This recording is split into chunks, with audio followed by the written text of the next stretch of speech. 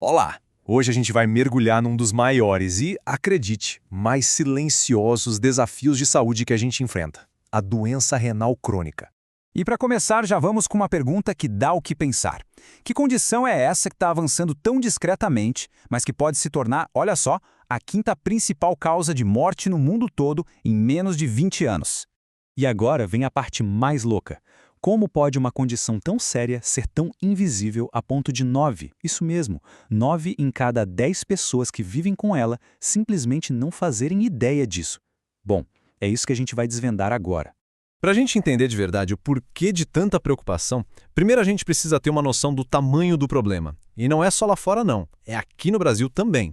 Se preparem, porque o número é gigantesco. A gente está falando de mais ou menos 700 milhões de pessoas no mundo com doença renal crônica. Para ter uma ideia, é mais gente do que a população inteira da Europa.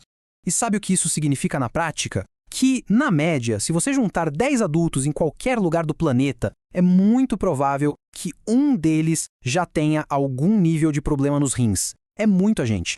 Agora, olhando aqui para nossa casa, para o Brasil, o cenário também é bem sério. Dá uma olhada nesse gráfico. O número de internações por essa doença saltou de 84 mil em 2010 para mais de 140 mil no ano passado. É um crescimento absurdo, que mostra o peso que isso tem para o nosso sistema de saúde e para a vida de milhares de brasileiros. Isso leva a gente direto para o coração do problema, que é o fato de ser uma epidemia que cresce debaixo dos nossos narizes sem que a maioria das pessoas perceba. Aí fica a pergunta, né? Poxa, se tem centenas de milhões de pessoas com a doença, como é que ela consegue passar tão batido assim? A resposta está na natureza dela. A doença renal crônica é sorrateira. Ela não dá sinal, não tem sintoma claro até que as coisas já estejam bem complicadas. Uma pessoa pode perder boa parte da função dos rins sem sentir absolutamente nada de diferente. E esse número aqui, 90%, só reforça o tamanho do desafio. É a porcentagem de pessoas nas fases iniciais da doença que não sabem que tem.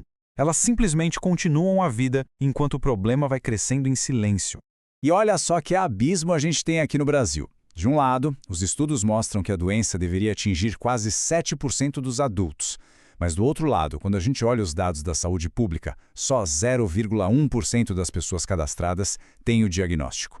A diferença é gritante e escancara o tamanho do subdiagnóstico no país. Mas, e aqui vem a parte mais importante, apesar de ser silenciosa, ela não é impossível de achar. Na verdade, a detecção é bem mais simples do que parece. Vamos ver como. Para encontrar doenças cedinho, o segredo está em 2 exames super simples e baratos. Um exame de sangue, para medir a creatinina e ver como os rins estão filtrando, e um exame de urina, para procurar por uma proteína chamada albumina. Só isso. 2 exames de rotina. Então, quem é que precisa ficar mais de olho e fazer essa checagem todo ano? Basicamente, quem já tem os principais fatores de risco, ou seja, pessoas com pressão alta, diabetes, quem tem alguma doença cardiovascular, histórico na família, mais de 60 anos, fumantes ou quem está acima do peso. Com tudo isso na mesa, aquele futuro preocupante que as projeções mostram não precisa ser o nosso destino, sabe? Na verdade, é uma escolha. E ela depende do que a gente vai fazer a partir de agora. E tem essa frase de um nefrologista, o Dr. Bruno Zavadski, que é simplesmente perfeita. Ele diz que a batalha de verdade não acontece na máquina de hemodiálise. Ela começa muito antes, lá no consultório, com prevenção e com exames que, como a gente viu, são bem simples. Então, aquela projeção para 2040 não é uma sentença, é um baita de um alerta. A forma de evitar esse futuro sombrio passa por mais informação, mais conscientização e, claro, mais ação.